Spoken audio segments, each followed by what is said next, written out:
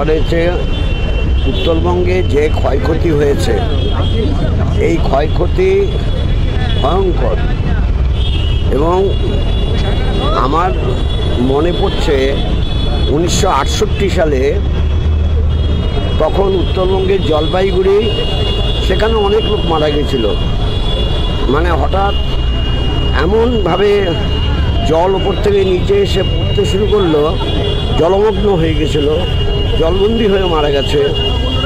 এখন তখনও আমার মনে আছে কলকাতায় কালেকশনে নেমেছি 68-তে। আর এবার সবথেকে বেশি ক্ষতি হয়েছে মিরিকে, আর তারপরে জলপাইগুড়ির নাগলাকাটায়। বাকি অন্য জায়গাতেও ক্ষতি হয়েছে, বাড়িঘর তো অনেক ভেঙেছে। কারণ ধস, পাহাড়ি ধস। কারণ উত্তরবাংলায় আমাদের হিমালয়ে সব জায়গার রক কিন্তু সলিড রক না, অনেক জায়গার রক হচ্ছে সেমি সলিড, আর কোথাও কোথাও আছে এখনও সেটা রক ফর্মেশন নেয়নি, সেগুলো সব ভেঙে গেছে, ধস নেমেছে। ফলে ক্ষয়ক্ষতিটা ব্যাপক হয়েছে।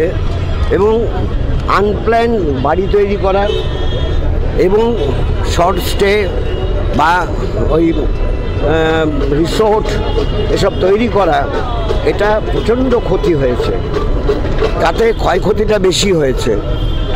এখন মানুষের জীবন তো গেছে, মানে 32 জন 30 জন তো গিয়েছিল, পরে আরও 2 জনের বডি পাওয়া গেছে, 32 জন মারা গেছে। ফলে এই ডিভাস্টেশন, এর জন্য দক্ষিণবঙ্গ তাদের শরিক হওয়া উচিত। বিশেষ করে কলকাতা মহানগরী, তাদের তো শরিক হতেই হবে, পাশে দাঁড়াতে হবে। সেই জন্যই উত্তরবঙ্গের প্রতি সহমর্মিতা প্রকাশ করতে আমরা কলকাতায় অর্থ সংগ্রহ করছি। এবার শীতটা একটু বেশি পড়বে, এটা ফোরকাস্ট আগে থেকেই করে দিয়েছে। সারা পৃথিবীতেই শীত এবার একটু বেশি হবে, আমাদের ভারতে সব জায়গায় শীত বেশি হবে। মানে কাশ্মীর থেকে কন্যাকুমারী, কচ্ছ থেকে কোহিমা, সর্বত্র শীত বেশি পড়বে এবার। এখন তো ওয়েদার ফোরকাস্টটা অঙ্ক কষে করতে হয় না মেট্রোলজি ডিপার্টমেন্টে, এখন ওয়েদার স্যাটেলাইট আছে, এক গাদা ওয়েদার স্যাটেলাইট আকাশে আছে। ফলে সেখান থেকে তারা পেয়ে যায়, যার ফলে সব ঠিকমতো মেলে। এই ফোরকাস্টটা 2 দিন 3 দিন আগে করেছিল, এই 3 দিনের প্রস্তুতি নিলে উত্তরবাংলার এত বেশি ক্ষয়ক্ষতি হতো না, কিছুটা ক্ষয়ক্ষতি আটকানো যেত। তাই আমরা উত্তরবঙ্গের মানুষের পাশে আমরা দাঁড়াতে চাই। তাই কলকাতার বুকে অর্থ সংগ্রহে অংশীদার হচ্ছি। উত্তরবঙ্গের যেখানে মানুষ তাদের প্রত্যেকে ঘর হারিয়েছেন, সেখানে গিয়ে মুখ্যমন্ত্রী বলছেন শিলিগুড়ি সংলগ্ন এলাকায় মহাকাল মন্দির বানিয়ে দেবেন। না, আমি বলতে পারবো না, এটা আমি জানি না, তো আমি না জানা বিষয়ে বলতে পারবো না।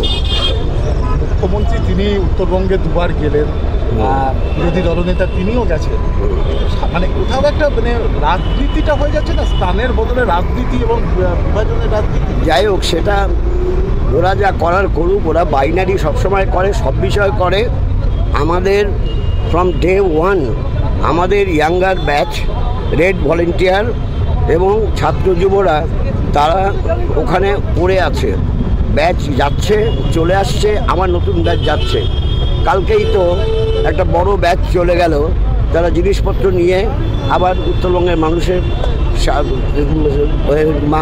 অসহায় মানুষের পাশে দাঁড়ানোর জন্য, তাদের সহায়তা করার জন্য।